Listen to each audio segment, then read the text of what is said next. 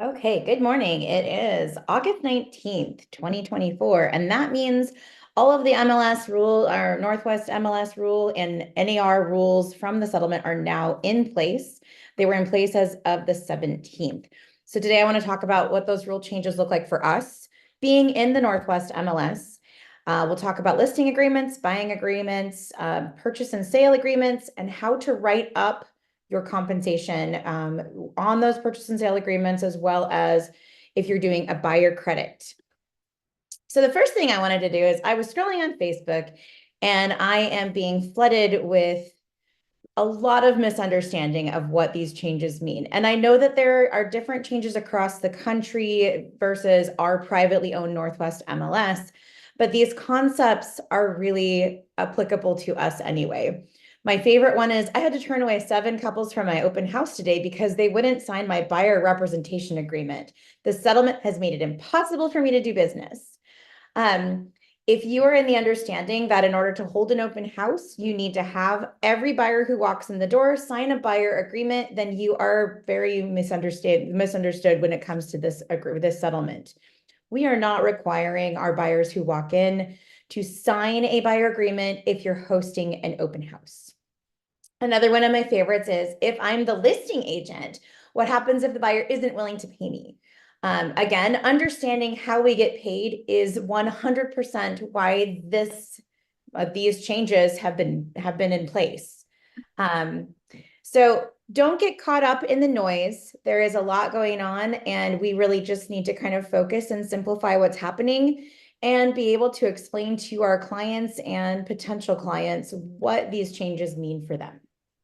So looking at the big picture and focusing specifically on our area and our Northwest MLS, the real changes that we need to be aware of are, excuse me, all offers of compensation must be disclosed in writing. A broker must enter into a buyer agreement contract before touring homes. Buyer broker agreements must have a number and cannot be ambiguous. You have to have an actual number that you're willing to accept. Compensation is negotiable and not set by law. We never want to give the impression that we work for free. Listing brokers must obtain the seller's permission to offer a payment to another broker. So that is why we have changed the listing agreement to have the 3 options. Yeah, we can drive by. Yeah, just a second. I suggested that we.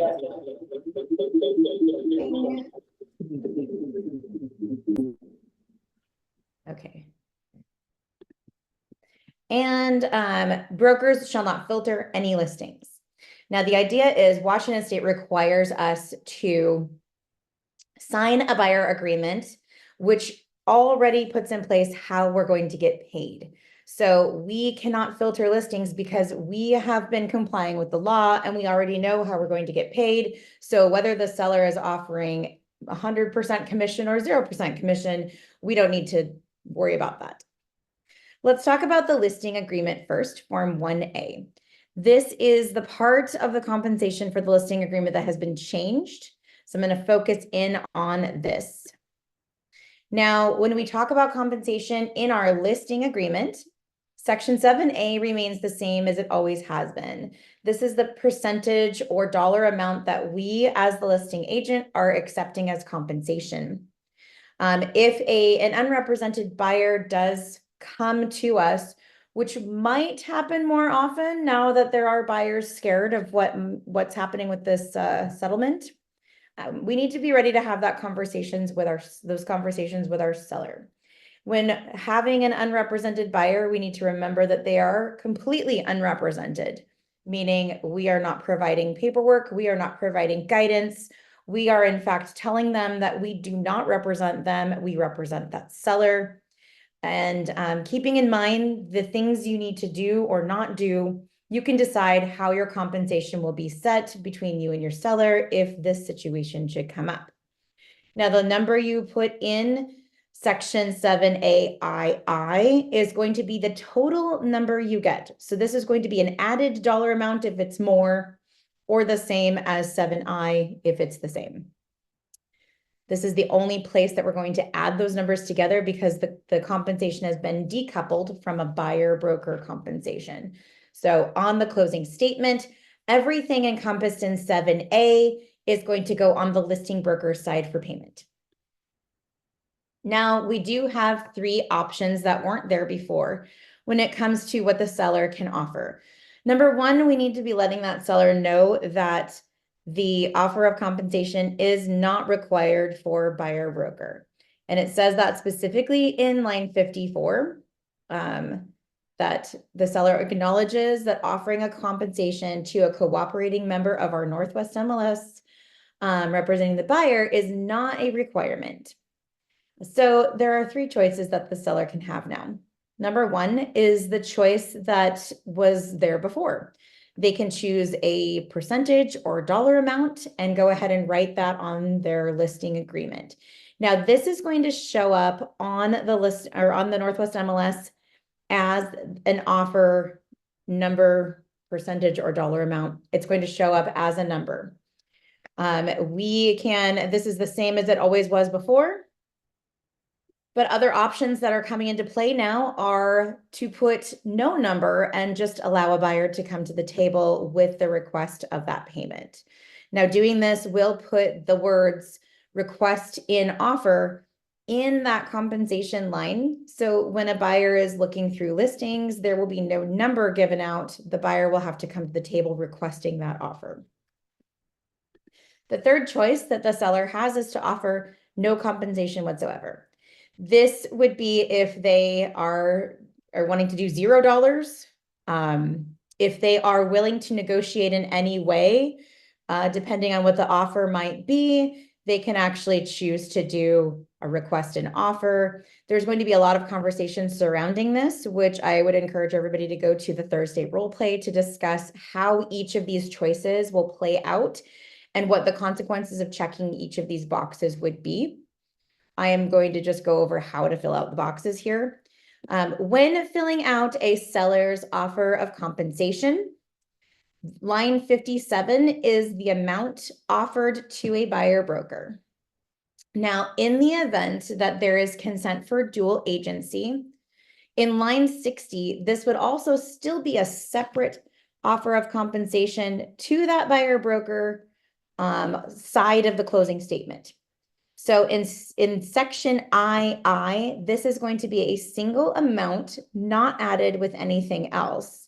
So if you were wanting, say, $10 to list, to offer the listing broker, and as a dual agent, you wanted $12, you would just put the additional $2 right here.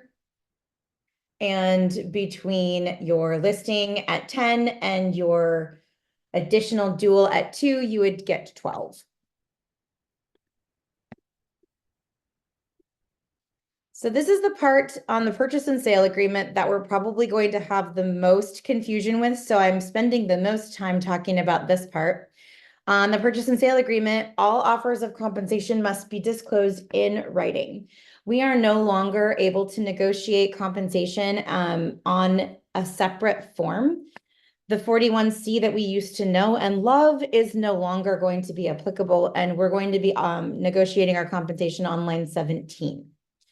So looking at line 17, what we're going to want to write is in 17A, it says seller's offer, if any. This is going to be translated from the listing to that line. So if the listing is offering $10, you would write $10 here. You would copy it right from the listing input. If the offer says request an offer, 17A is going to say request an offer. And if it says none, you're going to say none on 17A. Now 17B is where we get to negotiate what we want the seller to pay. This is the amount we're going to be asking the seller, this is the amount we're going to be asking the seller to take care of. When we ask for additional, it's going to go in the seller paid item. And we can think about this as The closing statement, again, if we can envision the closing statement with the amount the seller pays to the buyer broker firm. Now, there is going to be a situation where maybe you're going to want to credit that buyer some of that compensation back. And if any credit goes to the buyer, we need to actually have a buyer credit addendum. So you're going to want to check the addendum for buyer credit. Now, it just needs to be an addendum. It doesn't necessarily have to be on the new 41C. But before we get into how to fill that out too, I wanted to go look at now what the buyer looks at. So we have the seller, we have the listing agreement, we know the options a seller can choose, but the buyer also does have some things they need to think about. So this is just the page from the buyer representation or the buyer service agreement. And I want to look at paragraph 5. So the things that have changed in paragraph 5 are we no longer can have a pay whatever the seller offers or to be determined. It is now required by law that we have a number written in 5A. Now that number could be a percentage or a dollar amount, but it has to be a definitive number. We also have the option in 5B to change the compensation amount if for some reason the buyer broker is the buyer broker is a dual agent if consented on B. And 17C is now similar to like for sale by owners when we're working with an unrepresented seller. So we have options for all 3 of those. The first 2 have always been there. The one thing that changed though is that we can no longer just put an ambiguous number. We have to actually define that amount. And then 5C is the addition of what if you're working with a for sale by owner? Because in the same situation as a seller who's represented without a buyer being represented, we cannot advise a seller in a FSBO what to do. We cannot give them guidance. We will only be representing that buyer. Yes, Heidi. So Leslie's thing is on. Thank you. So do we need to have every single one of those filled out? Because those are all possible relationships that could occur? No, you don't need to fill it out. Actually, you don't need to fill out B or C. If you don't fill it out, it does no additional compensation. So it says amount equal to 5A if not filled in, amount equal to 5A if not filled in. 5A is the one you absolutely have to fill out. That's what you get paid to represent that buyer. If 5B and C are not filled out, you just get what is in 5A. You cannot ask for more. Now, the important part about this, though, is that you cannot ask for more. So if you put whatever number you put in 5A, you are not allowed to receive anything above that at all. Without, of course, amending it. You can always amend things, but it's much harder to explain to a potential buyer that, hey, maybe we'll raise my price, maybe we won't, right? The idea of this is to be as straightforward and have everything figured out before you go into this so that buyer knows exactly what they're paying. It's about the transparency. And thankfully, the Northwest MLS decided that they were going to keep all offers of compensation visible by all parties so we could actually have these discussions. But no, you do not have to fill out 5B and C. You can leave them blank.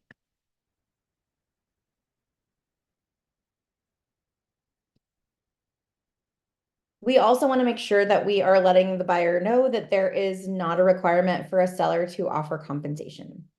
That has been spelled out, and it is going to be spelled out in every single form and has to be one of our talking points in all of our situations. You may, as the buyer, request that the compensation be paid, or you can pay it to your broker directly. You know, we are no longer having the option, though, of accepting more if the seller offers more and giving that back to the agent. The only 2 options at this point now are to credit it to the buyer or credit that money back to the seller. Now, in order to credit it to the buyer, we do know that lenders kind of have a cap on what they allow. Anything that the buyer wants credited back will cap out at the lender's maximum amount that they can accept But the excess, if there is any, can still go to the buyer in a different form. It can go to the buyer in the form of a price reduction.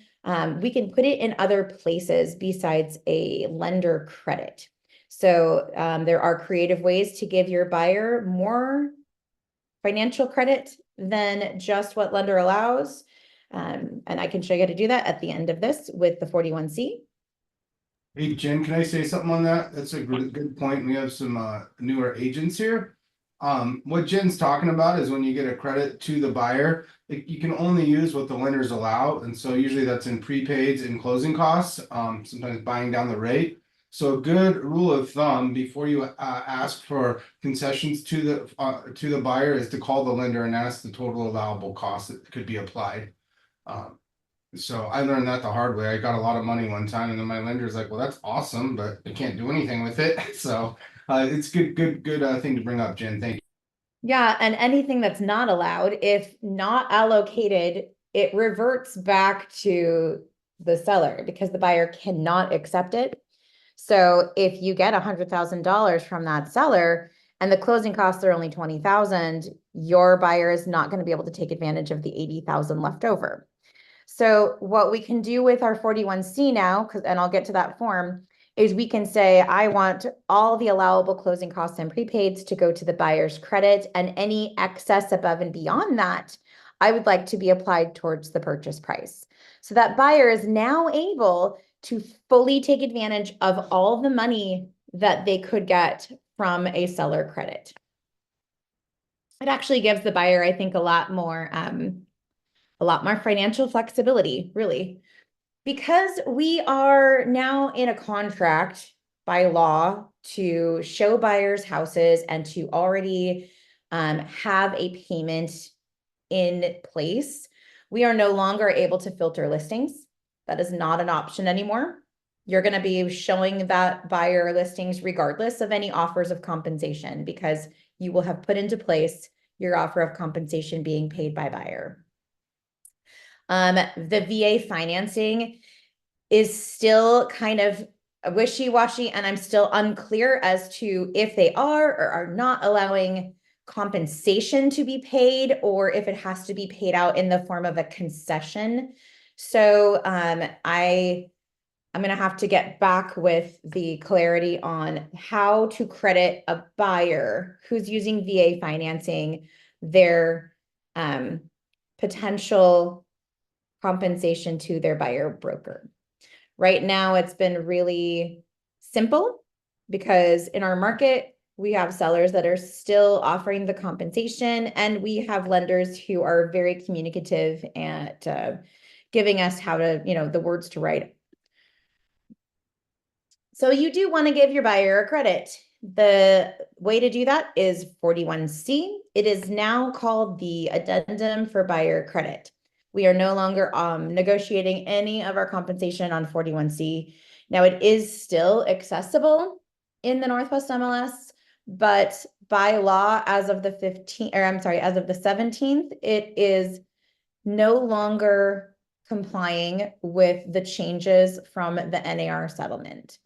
So that being said, this is the 41C that we should be accessing, not the other 41C. And the reason you would use this is if the seller is offering more compensation than you have agreed to accept, and you want to give your buyer all the credit for that. So you would click the box that says credit to buyer. And then you would look down at the second paragraph right here, and it says, if buyer is obtaining a loan or multiple loans to purchase the property, then the seller's credit to the buyer is subject to the lender's approval, which is what Joe was saying. Every lender and loan type has a maximum amount of credit that that buyer can receive.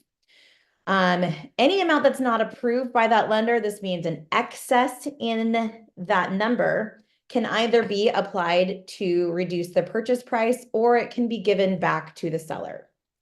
So these are two boxes that you will want to check, because it does, like I said, go back to the seller if neither box is checked. The other part right here can be used to more specifically define how you are having the compensation paid.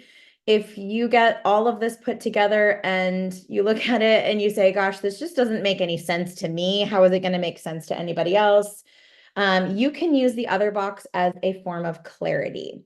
So according to the Northwest MLS, you are allowed to explain things in the other box. I have used the other box for this exact purpose when writing it up doesn't really seem to get across what you're trying to do. So I would like to practice ways to write up how your compensation is reflected. Both of these boxes in line 17 have to be filled in. We are now required in our contracts to disclose all offers of compensation. If they are not disclosed here or in the offer anywhere, then it is arguable that you are not allowed to accept that compensation and the seller is not required to pay it. So we need to make sure that if anything, we are filling out our compensation that we are due. So looking at this again, 17A, what the listing says. We are just going to copy, and if you're pulling from the Northwest MLS, this should transfer what the listing says. If it doesn't, just go ahead and write it in. If it's in a percentage, write the percentage. If it's in a dollar amount, write the dollar amount. If it says request an offer, you are to write in the words request an offer, if not already there. And then if it says none, you are to write the word none. Now, 17B takes the place of the entire form 41C. We are going to negotiate right here what we get paid. And I know we've been told for months, we don't negotiate our compensation on line 17. And that is now changing. We are absolutely negotiating our compensation on line 17. So if the offer of compensation is, say, $1,000 and you want to get paid $2,000, you would write $2,000 for the amount paid by seller. If it's less, you would write the lesser amount. And if you're going to give a credit, you would check the box that says addendum for buyer credit. So this is where the negotiation happens. Buyer credit, check the box. Thank you for listening. I hope this helps clarify and answers your questions.